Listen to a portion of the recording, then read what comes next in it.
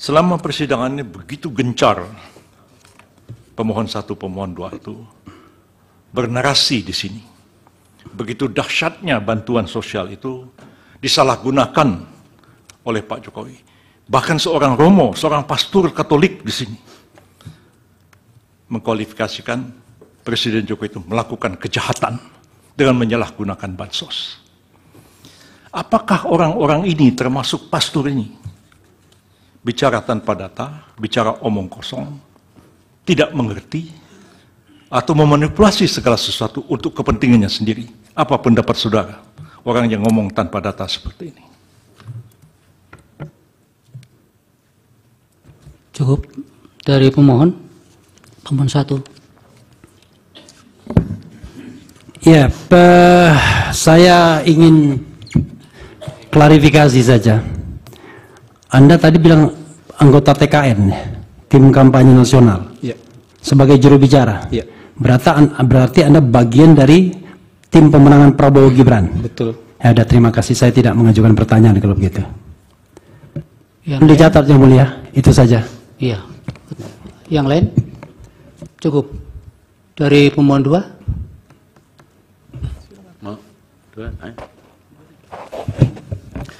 Terima kasih yang mulia. Pertama,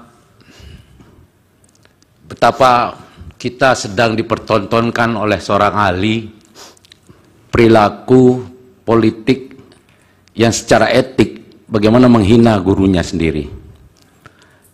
Bagi kita, itu adalah satu tindakan yang tidak proporsional di dalam persidangan ini. Itu yang pertama. Lalu yang kedua, saya sebelum sampai pada pertanyaan, saya ingin memulai dari sebuah analogi.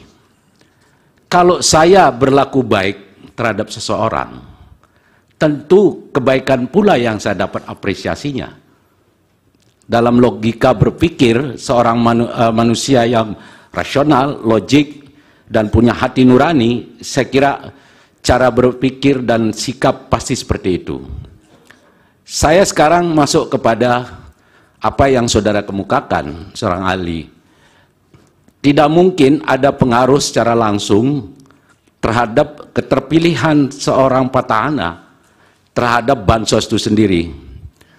Saya mau katakan begini kepada saudara, bahwa kalau kita melihat di bulan Februari, kecenderungan bansos itu mengalami kenaikan luar biasa. Tadi sudah dikemukakan sebenarnya, hampir 59 triliun yang di cover oleh alasan sebagai alasan El Nino. Padahal El Nino sendiri sudah selesai di bulan November.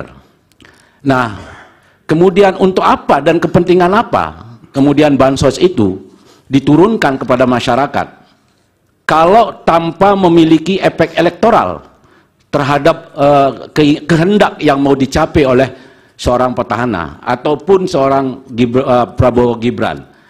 Nah, saudara ahli, tentu saya mau bertanya, apakah saudara sudah pernah meneliti berapa keterpengaruhan antara bansos yang ditebarkan dengan preferensi politik masyarakat kita sehingga beralih dari pasangan yang lain kepada pasangan 02? Itu yang pertama, yang mulia. Lalu yang kedua, hari ini saya juga mendengar bahwa betapa tidak logiknya seorang ahli merekonstruksi kembali hubungan kausalitas antara pemberian bansos dengan preferensi masyarakat.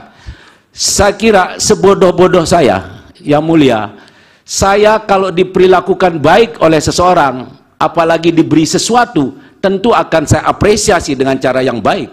Tidak mungkin pada saat momentum di mana pemilu, orang punya pilihan, orang punya kebebasan dalam memilih, tiba-tiba diberikan sesuatu untuk dengan maksud agar orang berbuat atau tidak berbuat sesuatu terhadap sebuah pilihannya. Dan itu yang terjadi. Saudara tidak bisa menutup mata dengan hal ini. Yang kedua apa pertanyaan? Saya kira yang pertanyaan saya adalah, dari mana saudara bisa merekonstruksi sedemikian rupa sehingga saudara bisa berkesimpulan bahwa tidak ada pengaruh bansos dengan preferensi masyarakat Ya. itu sendiri. Terima Cukup? kasih. Baik. Silakan. Izin bertanya saudara ahli. Jadi saudara ahli, di sini kami melihat bahwa yang mengatakan bahwa bansos itu sangat berpengaruh pada elektabilitas bukan hanya guru dari saudara, Prof. Hamdi. Tetapi di sini ada riset dari Prof. Suwarko, pada afidavitnya pada halaman 6, Prof. Suwarko menyatakan bahwa di Indonesia, pemberian bantuan sosial merupakan strategi politik yang sangat efektif untuk memenangkan petahana, karena belum pernah sekalipun petahana yang menggunakan strategi tersebut kalah dalam pilpres. Nah, di sini ini berbeda. Jadi bukan cuma Prof. Hamdi yang mengatakan bahwa bansos itu berpengaruh, tapi dari Prof. Suwarko pun juga mengatakan begitu. Jadi tidak hanya satu ahli menyatakan begitu, saudara ahli. Yang kedua, izin saudara ahli. Di sini terdapat berita dari pada tanggal 19 September, saudara ahli Pelan-pelan menyatakan. supaya bisa ditangkap. Apa? Siap, maaf yang mulia. Pada tanggal 19 Desember, saudara ahli menyatakan mengaku bertemu dengan Presiden Joko Widodo untuk meminta izin mendukung paslon 02 atau Prabowo, di mana, ya mohon maaf di sini, apakah benar-benar saudara ahli netral dalam memberikan keterangan ini? Terima kasih. Baik, dari termohon. Terima kasih majelis, saudara ahli.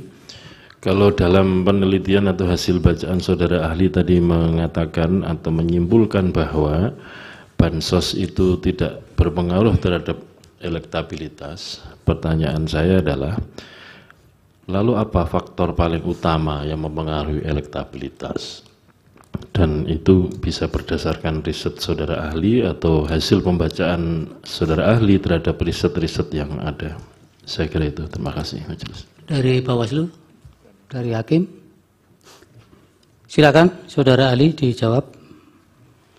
Terima kasih Yang Mulia. Pertanyaan pertama, apa yang menyebabkan kira-kira Pak Mahfud mendapatkan manfaat kalau berdasarkan hasil exit poll Kompas? Kalau saya tidak punya data lanjutan dari Kompas, tapi kita hanya bisa bikin hipotesis di sana.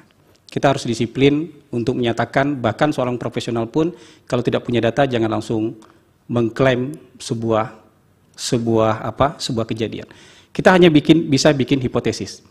Pertama, bantuan itu tidak dibagikan secara langsung oleh kandidat.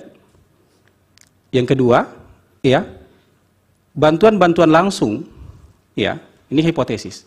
Bantuan-bantuan langsung, kan bantuan-bantuan langsung yang banyak itu kan sebagian besar di tangannya Kementerian Sosial. Bisa saja sebagian, ini kan kecil. 17 ke 22, di antara 26% itu kira-kira sekitar 1,5% orang. Secara absolut itu 1,5% orang. Ya, secara absolut itu 1,5% orang. Tapi mungkin saja mereka beranggapan bahwa ini digelontorkan oleh Kementerian Sosial, yang menterinya juga berasal dari partai yang sama. Itu pun pengaruhnya secara absolut kecil. Tapi dapat keuntungan. Ya, dapat keuntungan. Jadi itu hipotesis kita. Tapi tolong dihubungkan antara hubungan dengan pengaruh. Sekali lagi saya tadi kasih contoh antara hubungan dengan pengaruh dengan cara naik kereta tadi. Saya dengan Prof. Yusril bisa saja naik kereta yang sama, tapi kita naik kereta bukan dipengaruhi satu sama lain, karena kita punya kebutuhan masing-masing. Saya turun di Cirebon, Prof. Yusril turun di Surabaya, bukan karena saya turun di Cirebon, beliau turun di Surabaya. Hanya punya hubungan saya sampai di Cirebon, tidak ada pengaruh apa-apa. Bisa jadi seperti itu antara hubungan dengan pengaruh. Kalau yang untuk lain-lainnya menurut saya, bantuan El Nino, bantuan 50% subsidi BBM dan segala macam, seberapa besar pengaruhnya terhadap petahana? Untuk menjamin objektivitas, saya dari tadi tidak pernah menggunakan data riset saya sendiri. Saya gunakan data riset orang yang kalau kita duduk bersama-sama tidak mungkin dibaca dengan cara yang lain. Tidak mungkin dibaca dengan cara yang lain. Hasil kajian dari Laboratorium Ilmu Psikologi Politik yang kemarin disampaikan di sini halaman 22, itu ada social assistance yang tidak langsung. Contoh ada 5 riset itu yang dilakukan oleh Kamen tahun 2015 berupa layanan kesehatan di 25 negara di Eropa. Berapa koefisien korelasinya dengan keterpilihan petahana? 0,16, 0,056, 0,105, datanya Anda juga pegang harusnya. 0,337 itu di Argentina. Tetap di bawah 0,5. Bahkan sebagian besar mendekati, itu bukan data saya, itu data orang.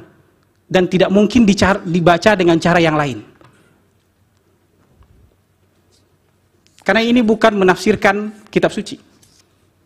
Ini angka yang kayak 1,1, kalaupun guru saya bilang itu 3, saya akan bertahan dengan angka 2. Jadi ini ilmu, ya, cara membaca yang tidak mungkin dibaca dengan cara lain. Kemudian, sorry Prof, tadi pertanyaan disalahgunakan oleh, nah, yang ini saya tidak punya data, seberapa besar ini bisa disalahgunakan, tapi kalau misalnya sebagian besar bantuan sosial itu cash transfer, bagaimana cara mengklaimnya? Dan hasil exit poll Kompas, kalau diputar lagi slide saya, hasil exit poll Kompas yang menyatakan bahwa menerima bantuan dalam 1 bulan dan bantuan itu dia persepsikan dari Jokowi hanya 3,8%. 3,8% ini bukan angka yang solid. Ini bisa saja angka persepsi aja. Oh ya, saya tahu ini bantuan sosial dari Pak Jokowi. Tapi orang yang menganggap begitu hanya 3,8%. 21% sisanya itu bilang ini bantuan dari pemerintah. Jadi kira-kira begitu Prof. Saya tidak bisa terlalu jauh karena kita menggunakan data orang lain. Kalau tadi yang bilang Anda TKN, ya mungkin akan mempertanyakan soal netralitas. Makanya saya bawa ke sini 3 riset orang lain semua. Saya juga punya hasil riset sendiri. Sudah tadi kan tidak ditanya. Iya. Jawab saja yang pemohon 2. Kemudian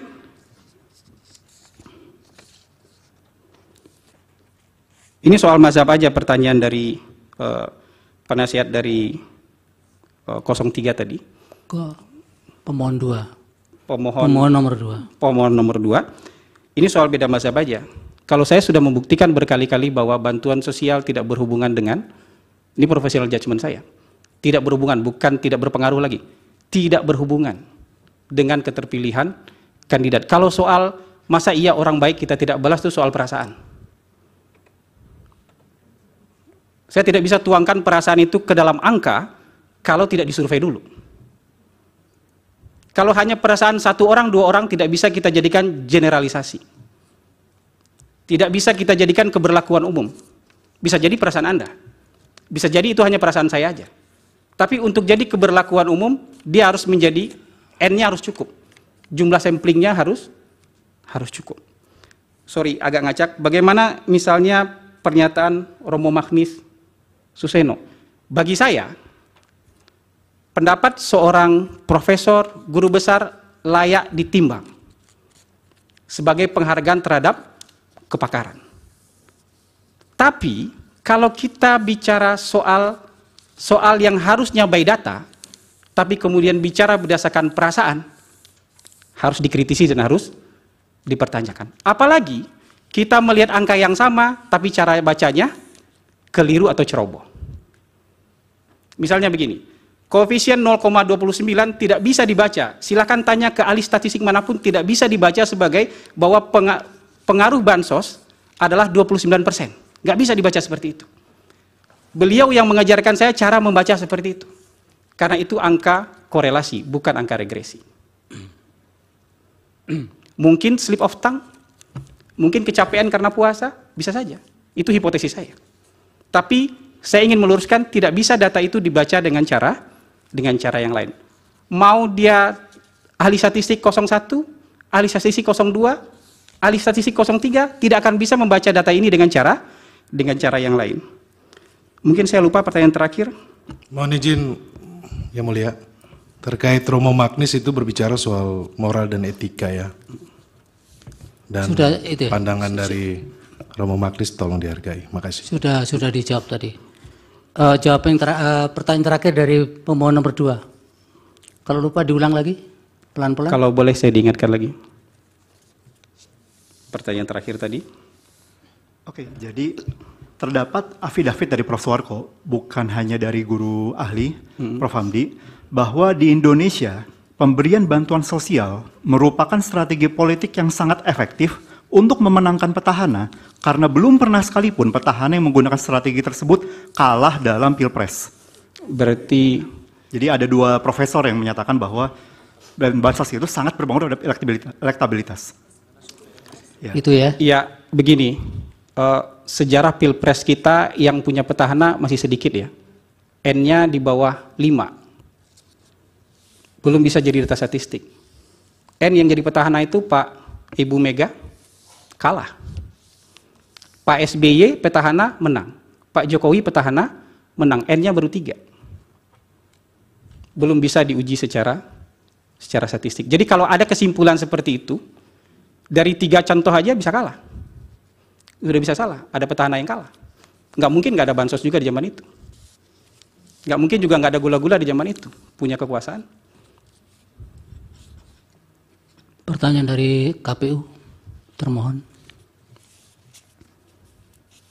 KPU bertanya, apa yang faktor yang paling menentukan?